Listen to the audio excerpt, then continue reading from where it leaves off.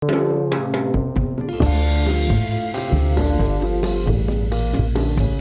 dag, verið velkomin vestur. Já, við erum hér komin í vestrið eina og ég, Elvar Logi og vinur minn Gaui Þorsteins, Guðjón Þorsteinsson.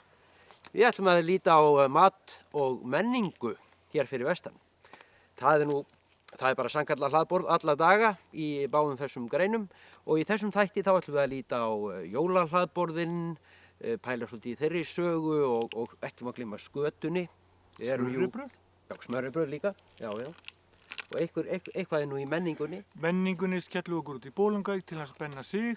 Við förum til Rockpressins í Önundarfirði, Holt í Önundarfirði, Fjölnir. Það er mörg að taka. Það er mörg að taka. Við lok þáttar þá ætlum við að fá til okkar 2M, það er að segja einn fulltrúa úr matarmenningunni og einn úr menningunni til að krefja svolítið stöðuna, framtíðina. Ég held að framtíðin sé björt. Ég líka. Og okkur ekkert á vanbúnaði. Ég ætla að fá mér eitthvað að eta. Og ég ætla að fá mér einhverja andlega næringu. Gott mál. Sé þig. Farinn.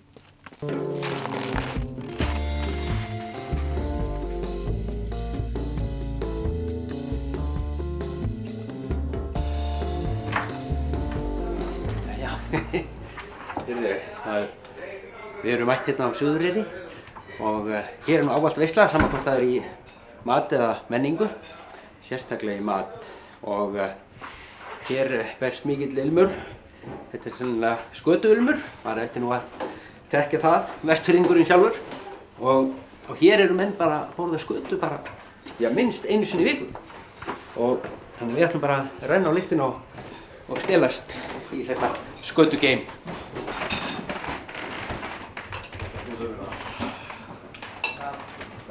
Agnar.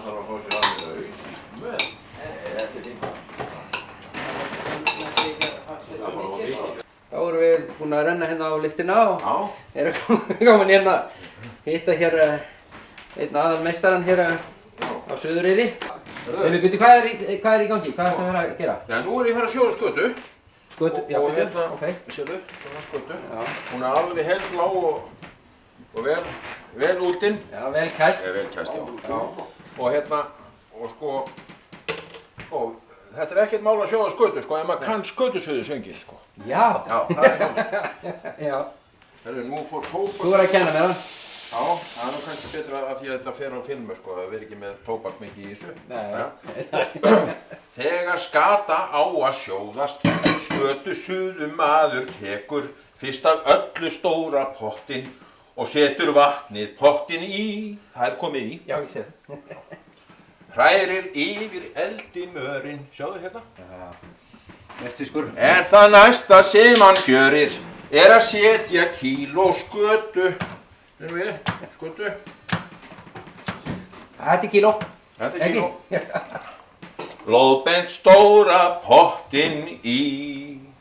Og svo er hérna, þegar þetta er soðið, það er svona smá tóbak á það, sko. Og þá er hérna, þegar hún er soðin, þá setjum við þetta bara hérna á fatið og svo bara beint í úlfana, hérna. Já, þeir eru mættir. Þeir eru mættir. Klára slæginn. Hvað er hérna, þetta er ekki alveg komið að Þorláksmessu, er þið að þessu bara allt árið? Já, við erum svona lágmark einu sinni í viku, sko, allt árið, sko. Einu sinni í viku, já, ok. Já, það er alveg... 52 skötur bara. Já, en stundum oftar, sko. Stundum oftar. En við erum að smakka okkur til. Já. Þú útbýr þetta allt sjálfur? Já, við hérna fyrir allir vorum að verka þetta í fyrra og þetta, sko, þetta sem við borðum í kvöld er svona börn sem eru ekki, maður setur ekki að marka þeim, skilur við.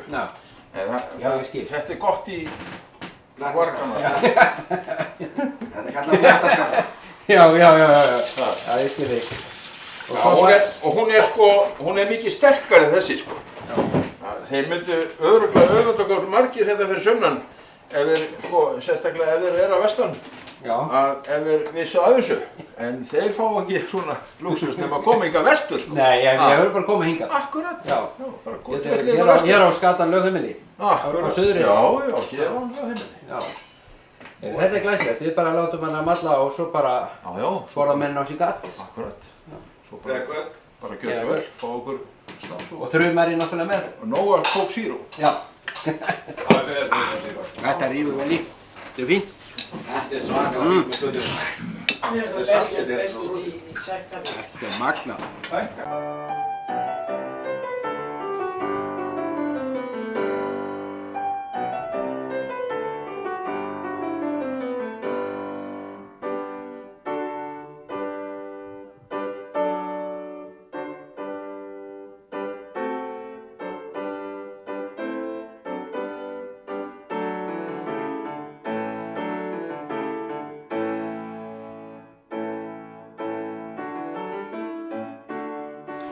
Jæja, Benedikt Sigurðsson, nú erum við komin hérna út í félagsheimili í Bolungarvík. Þetta er nýlega tekið í gegn og þessu breytt öllu, stórglæsilegt. Hvernig hefur ásóknin í þetta verið eftir að þið opnuð? Þetta tekið í gegn á janúar 2011 og þetta hefur verið jafnt og þétt svona sígandi upp á við. Það er algjör sprengja síðast ár, það er bara, fólk er að mæta á viðburði. Þetta er þetta glæsilegt hús. Tekið eftir því að þeir sem hafa komið hér fram ekki af minni gerðinni í bransanum. Nei. Og Það er kannski aðeins minni en þú samt sko. Já, aðeins minni ég, já. En hafa bæjarbúarnir verið, þeir hafa sem sagt komið og tekið þátt í að láta ganga upp. Já, það er mikill velvilji með húsinu. Og fólk vill náttúrulega, Ísland er útfyllt af hæfileikaríku fólki. Það er bara söngvar í öðru hverju húsi og hljóðfæraleikari og fólk vill fá að sjá þetta fólk. Og sérstaklega stóru nöfnin. Það er gaman að geta haft kost af því að flytja þá inn. En með heimatalentana, hvernig er lífið í tónlistinni í Bolungarvík í dag? Það er alveg mjög gott. Eins og við sáum það var Bolvíkingur að vinna hérna Voice. Og það virðist vera með Ísland, það er ótrúlegt talentum. Ég hef verið að ferðast í landið með hljóðfæraleikara og þar sér maður Björn Thoroddsen, við erum að halda tónleika, fáum svona einhverja efnilega talenta til að vera með okkur og þar maður bara gapir sko. Af hverju hefur enginn heyrt í þessu með þessari fullt af fólki sem bara eru á heimsmælikvarða út allt land sem enginn hefur heyrt í. Ertu sem sagt að skoppa kringu landi með Björni Thoroddsen? Já.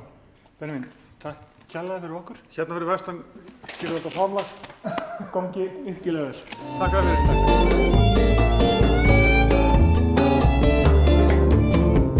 Jæja, þá er maður komið hér inn á menningar- og matarhúsið Edinborg á Ísafirði og að vanda þá að hugsa maður um mat, maður er alltaf að hugsa um mat, þó að sjáast nú ekki á mér. Og nú er komin desember og þá fer maður nú sérstaklega mikið að hugsa um mat. Og þar koma jólahlaðborðin náttúrulega strax upp í hugan og þegar ég fór að kíkja á þetta Guðmundur, stórkokkur, þessa sögu jólahlaðborðana að þá er svolítið hissa á því sko að þetta er ekkert svo gamall siður á Íslandi. Nei, hann er það ekki. Þetta er byrjaði á Brauðbæ, 78, bara sem hádegishlaðborð síðustu dagana fyrir jól.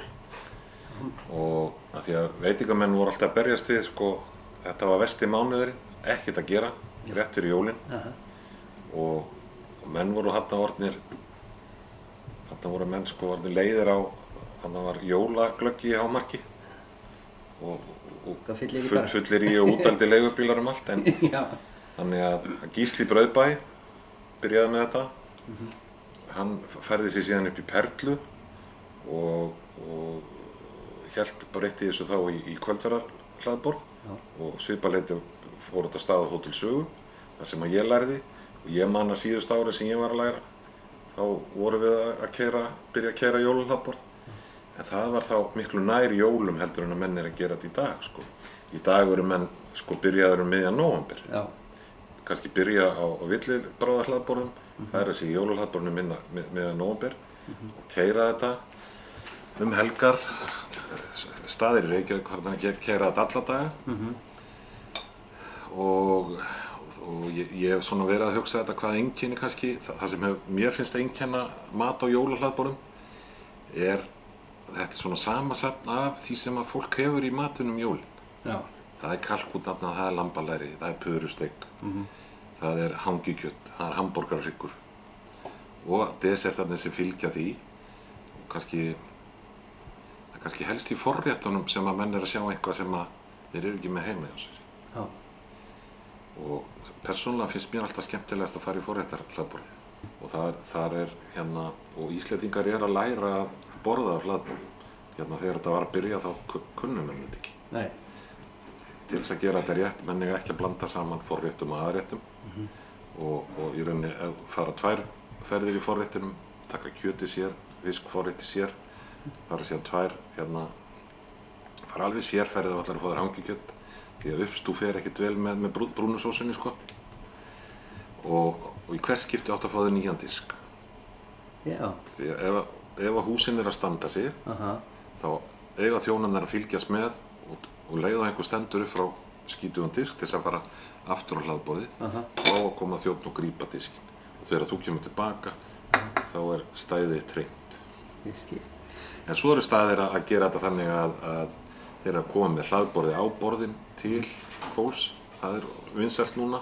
Margir staðir eru ekki að keyra það þannig, sérstaklega litlu staðirnir sem að gera þetta alla vikuna. Þá koma forréttirnir á kannski 2 svona plöttum og svo koma 2-3 aðréttir í einu og svo 2-3 desertar. Já. Þakka að kella fyrir og við skálum bara. Já, bara sjáumst á laugardag. Já, þá gera allt í hæginn.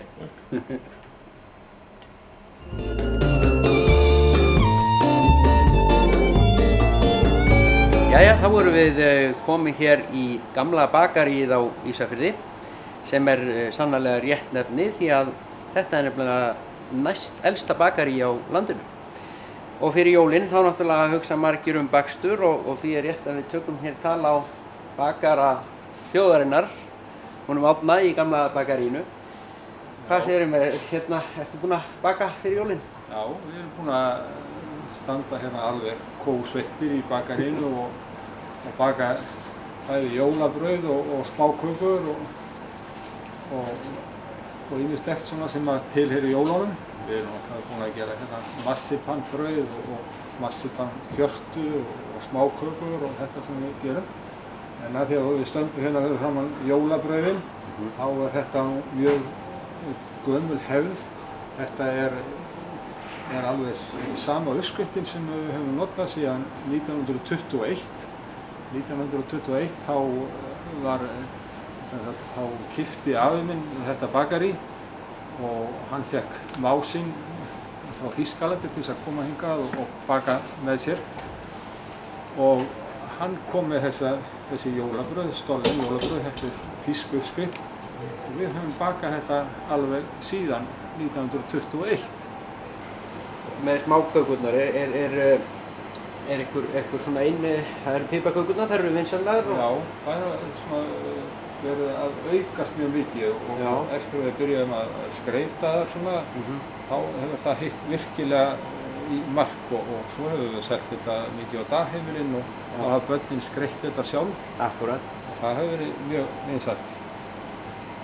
Nú, búttudegi hérna, það er nú ekki mjög margir sem gera tartalettur á Íslandi, þetta er yfirleitt flutt inn tilbúið. Akkúrat. Og margir sem eru í svona eldri kantinum, þeir finnst að þeir verða að taka hangikjötið og gera eins og var í gamla daga og brytja niður og setja uppstú og hita þetta inn í ofninum. Já, algjört sargetir. Já, og það... Þetta þekki ég. Já, en yngra fólki er kannski ekki alveg komið á þetta, en þeir sem eru komin svona yfir miðjan aldur, þeir hafa vanist á þetta og finnst bara allt ómögulegt eða þeir fá ekki tartalettur í eftirrétt. Já. Og mjög gott að nýta afgangana. Já, ekki spurningin sko, þetta er bara náttúrulega sérréttur og svo er náttúrulega, það er náttúrulega gaman að fjölskyldurnar safni saman og baki. Já. Og svo hefð er nú ekkert að minnka held ég, eða hvað heldurðu? Nei, ekki held ég það og eins er þetta með laufabrauði, það er mikið, við höfum verið að rúlla því út og fólk hefur svo kippt það og bakað og svo kemur það saman og sker þetta út saman og steikir þetta. en svo eru sumir sem hafa ekki tíma og þá kaupa það bara tilbúið. Já. Það er svona allur gangur á því. Já, akkurat. Og það er mikið stemming í því að koma svona saman og skera þetta út og steikja þetta. Nákvæmlega, sko. Og svo líka stemming í því að koma hérna og velja sér smáköku og taka með heim. Já, það er mjög gott, sko. Já, þetta er glæsilegt. Svo við ætlum nú að hitta það einhvern veginn seinna út af miklu myndasafni sem þú átt en það er nú bara sér atriði sem við þurfum að taka fyrir því að það stendur mikið til á komandi ári, veit ég. Já. Þannig að við bara hlökkum til að fá að koma til þín aftur og við kannski fáum að smakka eina jólaköku svona tilefni dagsins. Endilega bara.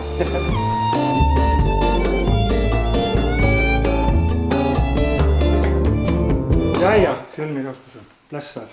Blessaður. Gauði hér. Gott að sjá þig. Við erum hér frá Mat og menning, þátturinn okkar sem við erum að starta. Nú ert þú sóknarprestur í Holti. Já. Í Dýrafirði. Nei, Önundarfirði. Já, Önundarfirði. Og ertu svona þekktur meðal gárunganna fyrir að spila og syngja. Já. Og taka upp lifnaðarhættir Forrest Gump. Jú, ætli það ekki, ætli mig ekki segja það. Hleypur mikið. Ég er einfaldur maður eins og Forrest Gump. Einfaldur maður. Hvernig er tónlistar og menningarlífið í Önundarfirði? Það er bara mjög gott, sko. Það eru merkilega margir sem að bæði syngja og spila svona meðan við fólksfjöldan. Og mikið uppákomur? Já, ég myndi segja það. Fólk hefur gaman að því að koma saman og spila og það er oft þarf ekki að æfa mjög oft, sko. Við bara svona rennum yfir það hverjir eru til í að koma og veljum lögin og svo bara er kannski 1-2 æfingar. Og þetta er Stúdungur? Já, Stúdungur er framöndan. Þetta er Ólafsgötu hittingurinn? Ólafstúns Já, Ólafstúns veislan. Og það er þetta alltaf eitthvað að gerast á vagninum á Já, það er oft open mic þar og svo er náttúrulega jólaböll og þorrablótin óteljandi tækifæri, sko. Og þú tekur þátt í þessu öllu saman? Já, svo hefur við verið með popmessur í kirkjunni líka. Það er náttúrulega guðsþjónustur í rauninni með svona því sem næst hefðbundnu sniði en við bara syngjum og leikum svona dæguleg hérna og þaðan á milli. Og alltaf jafn gaman að starfa sem prestur? Já, það er flott. Krefjandi? Já. Erfitt stundum og stundum ótrúlega skemmtilegt. Þannig er lífið? Nákvæmlega. Við þökkum við kærlega fyrir, við munum koma aftur yfir. Ljómandi. Þökkum við kærlega fyrir og hlaustum í Guði. Takk fyrir það.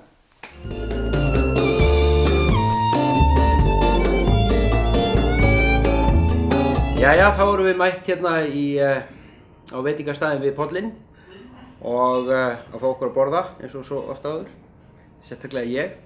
Nú er eiginlega lítið annað gert í þessu þætti en að éta, en það er líka ágætt. En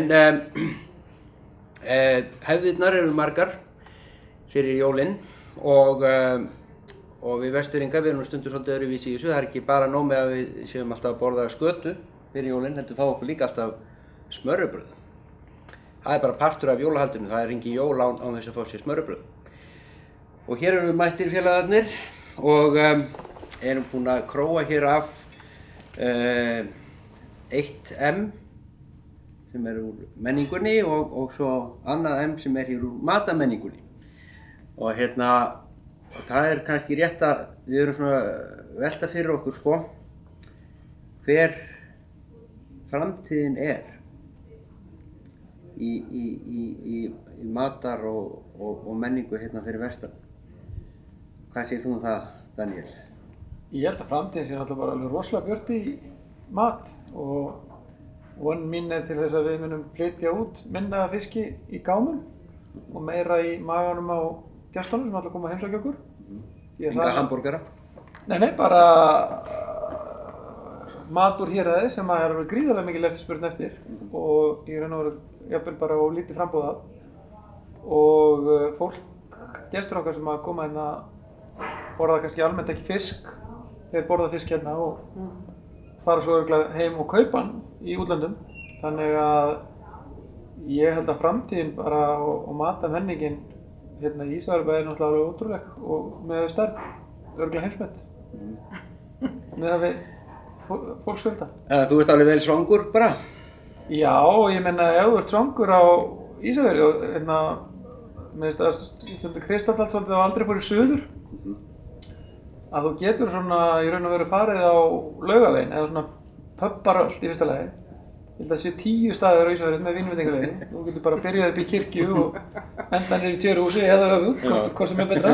Kirkja með vínveitingavegi? Ef þú fer svona í Sunnudögum. Já, allavega það eru 10 staðir sem þú getur fengið mat og drykk á.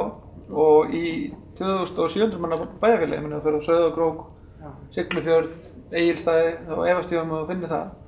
Og í raun og veru alveg ótrúlega margir veitingastaðir af svona miklu gæðum. Ég finnst að húsið og tjörhúsið, svona kannski sitt hvorum endanum á bænum, frábæran fisk, við í miðjunni og svo allir staðirnir þar á milli og Edinborgarhúsið og svona. Þannig að ég held að sko, það er ofboðslega mikið virði í því að þegar koma gestir hérna á hótelið að maður þurfi ekki bara að benda á einn veitingastað.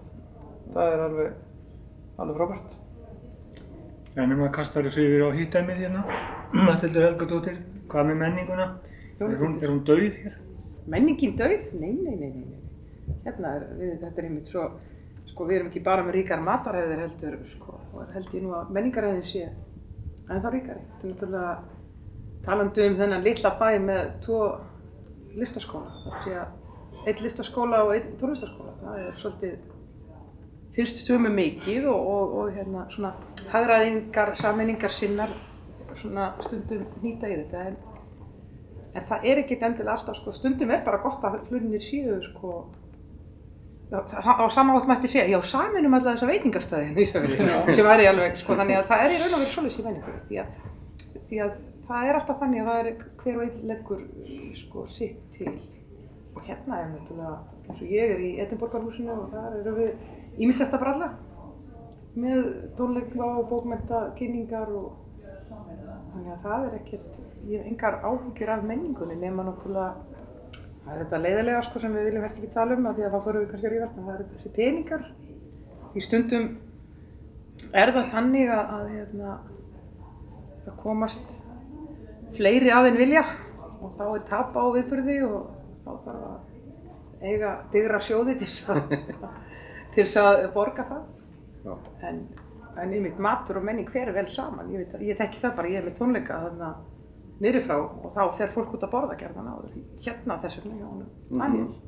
Og nú er matarilmurinn farin að kýtla og smjörbrauðið að verða klárt og það væri kannski bara í lokin, þá væri flott að fá frá ykkur, bara svona í örstuttu máli, manni finnst svona, þetta er svona matur og menning og við höfum svona svolítið verið að, í þessu þætti verið að hérna svona að snerta svolítið á því hvað þessi 2M passi mjög vel saman. En hins vegar séum við ekki alveg kannski, við erum svona, þetta er svona ennþá svona tilhugalífið svolítið sko og styttist í trúlónuna. Þannig að það er spurning hvort að, hvað leggur þú til Daniel að hérna gerum til að kannski að, er þetta ekki eitthvað svona vannýtt tækifæri í þessu mat og menningu fyrir vestan? Sko matur og menning er náttúrulega hægt að leggja saman á mjög marga vísu. Það er náttúrulega í fyrsta lagi eins og Matthildur kom inn á áðan og þú ert að fara á tónleika og ferð út og borða á undan. Nú það má líka náttúrulega bara segja að matur er náttúrulega í sjálfu sér bara list. Að horfa á fallegan matur, bara að horfa á málverk. Eitt sem að mér til dæmis líka fundist mjög skemmtilegt er það hafa verið gerðar margar svona matarbíómyndir núna sem er eiginlega minn svona uppáhalds matarmyndir. Rosalega skemmtilegar. En svona kannski hvernig það tengist saman er náttúrulega þá kannski að mínum að það bara fyrst og fremst þannig að matur er menning. Þannig að þú ert alveg til í að stíga dansin við hitt emmið, Matthildur? Já, við erum alltaf að dansa við Daniel. Já. Svona, maður má segja það. En varðandi þetta með mat og menningu og listir, sko. Listin er svolítið eins og súrefnið.